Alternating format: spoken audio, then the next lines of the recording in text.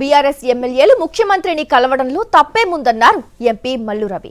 Speaker తీర్పును స్వాగతిస్తున్నామన్నారు ఆయన.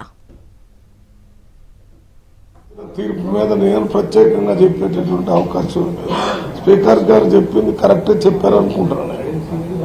అక్కడ ఎమ్మెల్యేలు కూడా మేము బీఆర్ఎస్ లోనే ఉన్నాము, మా అసెంబ్లీ అభివృద్ధి కోసం, మా ప్రజల అభివృద్ధి కోసం కాంగ్రెస్ పార్టీ సీఎం గారిని అధికారుల్ని వాళ్ళని కలిసామని చెప్తున్నారు.